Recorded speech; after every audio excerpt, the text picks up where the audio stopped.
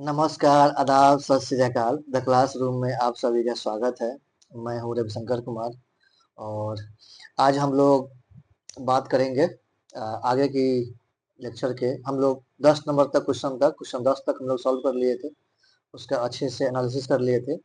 और अब अगला क्वेश्चन देखते हैं, क्वेश्चन नंबर 11 से। आपको स्क्रीन पर दिख रहा होगा और सीधी बात, नो बकवास। ठीक है, कैसे सॉल्व करते देखते हैं। क्वेश्चन नंबर 11 कह रहा है कि भारतीय स्वतंत्रता आंदोलन के काल के संदर्भ में नेहरू रिपोर्ट में निम्नलिखित में से किस किस की अनुशंसा की गई है। किसकी बात हो रही है? नेहरू रिपोर्ट की बात हो रही है। ठीक है, नेहरू रिपोर्ट, नेहरू रिपोर्ट की बात हो रही है। तो कथन पढ़ते हैं। आपको पता होना चाहिए कि नेहरू रिपोर्ट कब आया था। तो पहला कथन है कि भारत के लिए पूर्ण स्वतंत्रता की बात तो नहीं की गई थी नेहरू रिपोर्ट में। नेहरू रिपोर्ट आया था 1928 में आया था।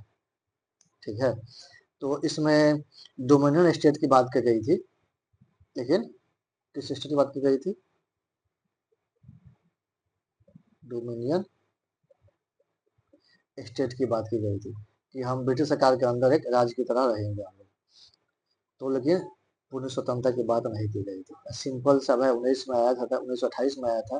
तो 1928 में पूर्ण स्वतंत्रता की बात नहीं हो रही थी, तो इसलिए एक कथन क्या हो जाएगा? गलत हो जाएगा। अब देखिए, कथन एक इसमें भी है, एक इसमें भी है, एक इसमें भी है, तो यह भी नहीं होगा, यह भी नहीं होगा, बच गया क्या? Answer B. आंसर 2 और 3 सही होगा, ऐसे आंसर बी होगा आंसर। तो आप एलिमिनेटेड मेथड से आपको बस एक कथन पता है कि नहीं होगा, गलत है, तो बाकी सारे क्वेश्चन आराम से इसका आंसर निकल गया। अब आगे देखते हैं। कथन 2 कह रहा है कि अल्पसंख्यकों हेतु आरक्षित स्थानों के लिए संयुक्त निर्वाचन क्षेत्र। बिल्कुल, यहाँ पे संयुक्त निर्वाचन क्षेत्र की बात हो रही है। हाँ, तो वहां पर जो लोग सांप्रदायिक निर्वाचन की बात जो थी ना, उसको बिल्कुल नकार दिया था कि सेपरेट इलेक्शन नहीं होगा, सांप्रदायिक इलेक्शन नहीं होगा, उसकी जगह क्या होगा? संयुक्त निर्वाचन क्षेत्र होगा। इसलिए कथन क्या? दो सही हो जाएगा। संविधान में भारतीयों के लिए मौलिक अधिकारों का प्रावधान। बिल्कुल, कि जो संविधान बनेगा उसमें मौलिक अधिकारों की बात की गई थी। तो 19 मौलिक अधिकारों की बात की गई थी, 19 फंडामेंटल राइट्स की बात की गई थी, जिसमें 21 वर्ष के मतदाताओं के लिए वोट देने का अधिकार भी शामिल था इसमें। इसलिए कथन 3 शामिल है, 3 भी सही है। तो 2 सही है, 3 सही है, कथन 1 गलत है। देखिए, नेहरू रिपोर्ट आया था 1928 में। ठीक है, और इसके पीछे का कारण भी था नेहरू रिपोर्ट आने का।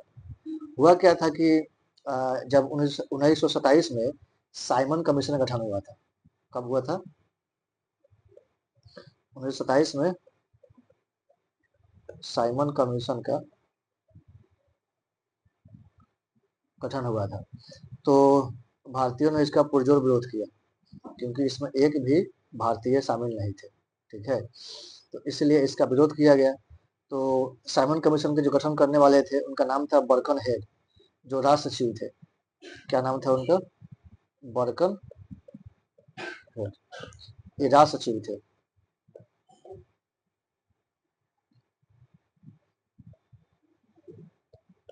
तो इन्होंने कहा कि भारतीयों में उतना क्षमता नहीं है कि वो अपना संविधान का मसौदा तैयार कर सके, इसलिए भारतीयों ने इसे चुनौती के रूप में लिया और एक नेहरू समिति का गठन हुआ। नेहरू नेहरू समिति गठन हुआ, जिसमें 9 सदस्य थे। कितने सदस्य थे? 9 सदस्य थे।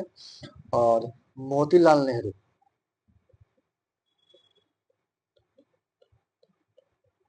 मोतीलाल नेहरू इसके अध्यक्ष थे। तो याद रहना चाहिए, नेहरू रिपोर्ट कब आया था? 1928 में आया था।